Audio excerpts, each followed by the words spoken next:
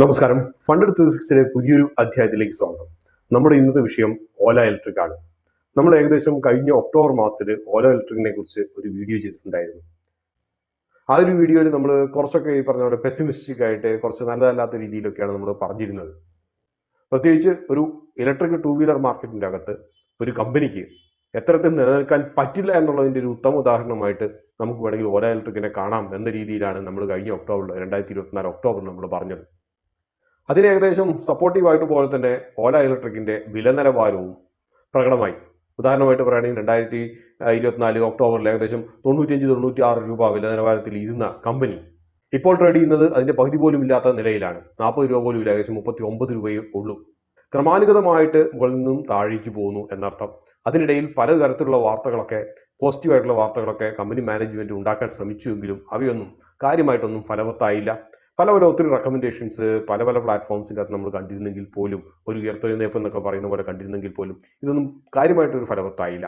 പക്ഷേ ഇപ്പോൾ കഴിഞ്ഞ കുറച്ച് ദിവസങ്ങൾക്ക് മുമ്പ് ഒരു വളരെ സുപ്രധാനമായിട്ടുള്ള ഒരു പ്രഖ്യാപനമാണ് കമ്പനി നടത്തിയത്. മറ്റൊന്നുമല്ല, കമ്പനി 2-3 വർഷങ്ങളായിട്ട് റിസർച്ച് ചെയ്യുന്ന ആ ഒരു റിസർച്ച് ഏകദേശം ഫലവത്തായി എന്നുള്ളതിനെ കുറിച്ചാണ്. ആ റിസർച്ച് എന്താണ് എന്നുള്ളത് നിങ്ങൾ പത്രത്തിൻ്റെ അകത്ത് പലപ്പോഴും കണ്ടിട്ടുണ്ടാവും. നമുക്കറിയുന്നത് പോലെ തന്നെ ട്രംപിന്റെ താരിഫും ട്രംപ് മറ്റുള്ള രാജ്യങ്ങളെയൊക്കെ താരിഫ് കൊണ്ട് ഭീഷണിപ്പെടുത്താൻ തുടങ്ങിക്കഴിഞ്ഞപ്പോൾ ചൈനയെ കാര്യമായിട്ട് തൊടാതിരുന്നതിന്റെ പ്രധാനപ്പെട്ട ഒരു കാരണം ചൈനയിലുള്ള റെയർ എർത്ത്, അതായത് ഇലക്ട്രിക് വെഹിക്കിൾ മോട്ടോർ മാനുഫാക്ചറിംഗ് ഉപയോഗിക്കുന്ന റെയർ എർത്തുകളായിട്ടുള്ള നിയോഡൈമിയവും ഡിസ്പ്രോസിയോ ആണ്. ഇതിന്റെ പ്രധാനപ്പെട്ട ഉൽപ്പാദകർ ചൈന തന്നെയാണ്. അപ്പോൾ ചൈനയെ പിണക്കിക്കഴിഞ്ഞാൽ ഈ രണ്ട് മൂലകങ്ങളുടെയും സപ്ലൈ ചെയിൻ ബാധിക്കപ്പെടും എന്നതുകൊണ്ടും മറ്റു രാജ്യങ്ങളൊക്കെ ഇലക്ട്രിക്കൽ വെഹിക്കിൾ ടെക്നോളജിയിൽ വർഷങ്ങളോളം പിന്നോട്ടടിക്കുമെന്ന ഭീതി കൊണ്ടുമാണ് ചൈനയെ കാര്യമായിട്ട് പ്രകോപിപ്പിക്കാതിരുന്നത്. അപ്പോൾ ഇതിന് ഒരു ബദലായിട്ടാണ് ഇപ്പോൾ ഓല ഇലക്ട്രിക് വരുന്നത്, അഥവാ വാർത്തകൾ വരുന്നത്. അതായത് ഇത്തരത്തിലുള്ള നിയോഡൈമിയവും അതുപോലെ ഡിസ്പ്രോസിയതിനും പകരമായിട്ട് ഇവ പ്രധാനമായിട്ട് ഉപയോഗിക്കുന്നത് വെച്ചാൽ ഇന്നത്തെ രീതിയിൽ ഉപയോഗിക്കുന്ന ടൂ വീലറിനൊക്കെ ഉപയോഗിക്കുന്ന ഇലക്ട്രിക് മോട്ടോഴ്സ് ആയിട്ടുള്ള IPM-ൻ്റെ അകത്ത്, ഇന്റീരിയർ പെർമനന്റ് മാഗ്നറ്റ് മെഷീൻസിൻ്റെ അകത്ത് ഉപയോഗിക്കുന്നവയാണ്. അതിനു പകരം ferrite assisted SRM synchronous reluctance Motors ഉപയോഗിക്കാം. അതിനു വേണ്ടിയിട്ടുള്ളൊരു ഡെവലപ്മെന്റ് ആണ് നടത്തിയത് എന്നാണ് ഓല ഇലക്ട്രിക് അവകാശപ്പെടുന്നത്. ഫെറൈറ്റ് അസിസ്റ്റഡ് SRM ഓൾറെഡി ഉണ്ട്. ഞാനൊക്കെ പഠിക്കുന്ന കാലം മുതൽ ഇതിനെക്കുറിച്ചൊക്കെ വളരെയധികം ഉണ്ട്. പക്ഷെ സാധാരണ രീതിയിൽ നമ്മൾ പറയുന്നത് വെച്ച് കഴിഞ്ഞാൽ ഫെറൈറ്റ് അസിസ്റ്റഡ് SRM-ൻ്റെ അകത്ത് പ്രശ്നം പവർ ഡെൻസിറ്റി ഇല്ല എന്നാണ്. അതായത് പവർ ടു വെയിറ്റ് റേഷ്യോ നോക്കിക്കഴിഞ്ഞാൽ വളരെ കുറവാണ്. അതായത് ഒരേ വാട്ടേജിനുള്ള IPM-ഉം SRM-ഉം നമ്മൾ ഉപയോഗിക്കാൻ വേണ്ടി നോക്കിക്കഴിഞ്ഞാൽ SRM-ൻ്റെ വെയിറ്റ് വളരെ കൂടുതലായിരിക്കും.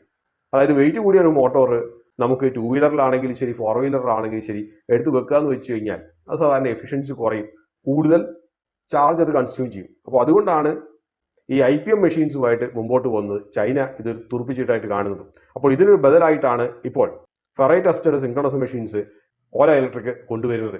ഇത് വലിയൊരു വാർത്തയായി എന്തിനേറെ പറയുന്നു, വിദേശ മാധ്യമങ്ങൾ ഉൾപ്പെടെ ഇവ റിപ്പോർട്ട് ചെയ്തു. റിപ്പോർട്ടിനെ തുടർന്ന് മാർക്കറ്റും റെസ്പോണ്ട് ചെയ്തു. ദിവസങ്ങൾക്കുള്ളിൽ 10-15% സ്റ്റോക്കിന്റെ വില കുതിച്ചുയർന്നു. അതിനുശേഷം പതുക്കെ അത് താഴോട്ട് പോകുന്നു എന്നുള്ളത് ചരിത്രം. അപ്പോൾ പ്രധാനപ്പെട്ട ഒരു ചോദ്യം, ഇത് ഓല ഇലക്ട്രിക്കിന്റെ ഉയർത്തെഴുന്നേൽപ്പാണോ അല്ലയോ എന്നുള്ളതാണ്. ഈ പറഞ്ഞൊരു ടെക്നോളജി അഡാപ്റ്റേഷൻ ഇത് യഥാർത്ഥത്തിലുള്ളതാണെങ്കിൽ TVS-ഓ ഹീറോ ഗ്രൂപ്പോ ഇങ്ങനെയുള്ള ഒട്ടനേകം എതിർ ഉൾപ്പെടെയുള്ള ഒട്ടനേകം ടൂ വീലർ കമ്പനികളുണ്ട്.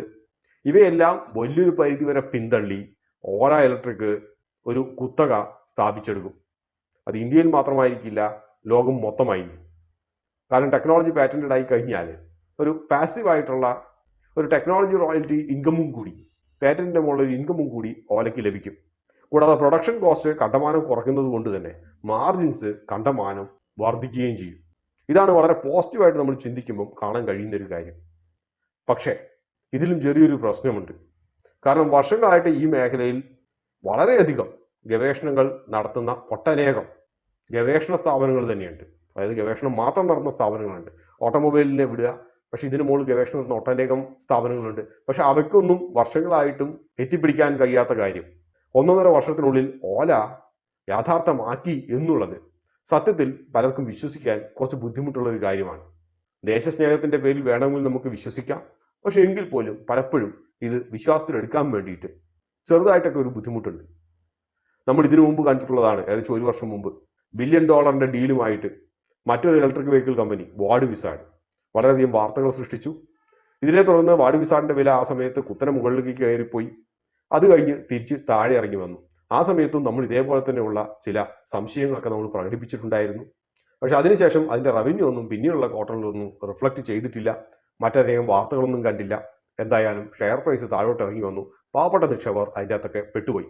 ചിലരൊക്കെ കുറെ കാലം കഴിഞ്ഞിട്ട് നമ്മൾ ചെയ്ത ചില വീഡിയോകൾ, മുൻകാലങ്ങളിൽ ചെയ്ത വീഡിയോകളൊക്കെ അത് എവിടെ പോയി എന്നൊക്കെ ചോദിക്കാറുണ്ട്.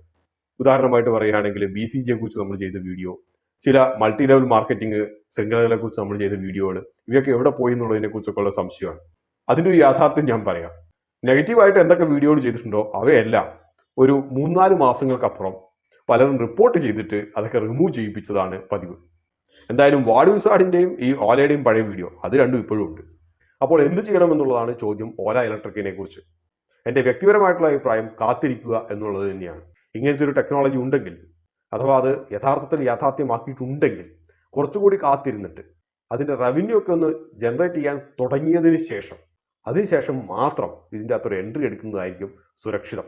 അതേസമയം ഹൈ റിസ്ക് ആയിട്ടുള്ളവർക്ക്, പോയാ പോട്ടെ എന്ന രീതിയിൽ ഇരിക്കുന്നവരെ സംബന്ധിച്ച് വെറുതെ കിടക്കുന്ന വല്ല പണവും എവിടെയെങ്കിലും ഉണ്ടെങ്കിൽ നിങ്ങൾക്ക് വേണമെങ്കിൽ ഒരു റിസ്ക് എടുത്ത് നോക്കാവുന്നതാണ്.